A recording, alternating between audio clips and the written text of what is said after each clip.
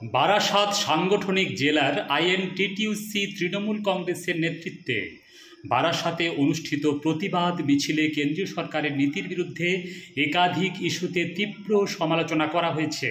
কেন্দ্রীয় সরকারের নতুন শ্রম কোডের বিরুদ্ধে তৃণমূল শ্রমিক ইউনিয়ন তীব্র প্রতিবাদ জানিয়েছে। এই কোডটি শ্রমিকদের অধিকার খর্ব করেছে এবং কর্পোরেট স্বার্থে প্রণীত বলে অভিযোগ করা হয়েছে।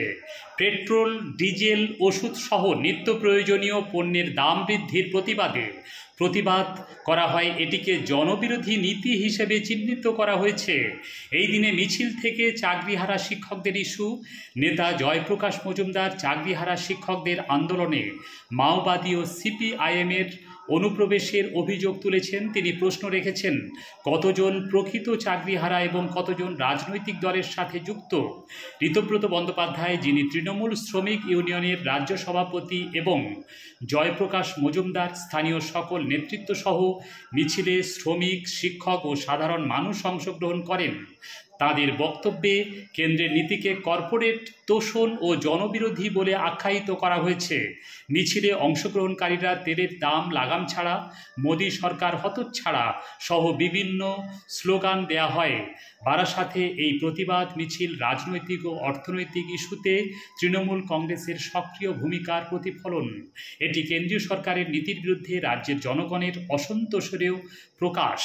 আগামী দিনে এই ধরনের আন্দোলন আরও তীব্রতর হবে বলে প্রতীয়মান হয়েছে।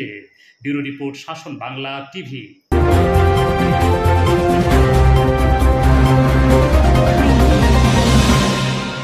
শ্রম আইন বাতিল করে দিয়ে শ্রম কোড, সেই শ্রম কোড চালু করেছেন, কিন্তু যেহেতু মমতা বন্দ্যোপাধ্যায় শুরু থেকে তার বিরোধিতা করেছেন এবং লেবার যেহেতু কনকারেন্ট লিস্টে রয়েছে, সমস্ত রাজ্য সরকার রাজি না হলে লেবার কোড রোল করানো যাচ্ছে না।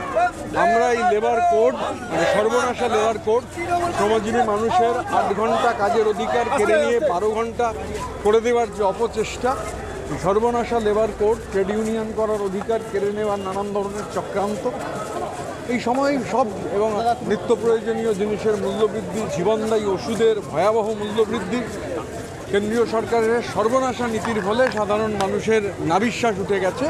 তার প্রতিবাদে আজকের এই মিছিল। সুপ্রিম কোর্টের অর্ডার হয়েছে, হাইকোর্টের অর্ডার হয়েছে। বিকাশবাবু গিয়ে সুপ্রিম কোর্টে বলেছেন সকলের চাকরি খেতে হবে, আর এখানেও বলছেন যে কেউ চাকরি ফেরত পাবে না।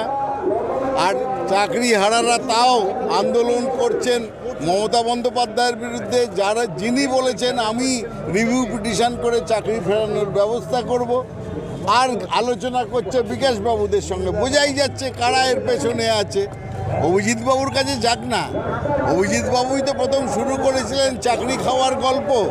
অভিজিৎবাবুর বাড়ি গিয়ে ঘেরাও করে রাখুক, শুধু অন্য জায়গায় কেন করছে? আর সবথেকে বড় কথা, এই যে চাকরিহারাদের বিক্ষোভ, তাতে কজন চাকরিহারা আছে আর কজন আছে মাওবাদী আর সিপিএমের দালাল, সেগুলোও দেখে নেওয়ার দরকার আছে।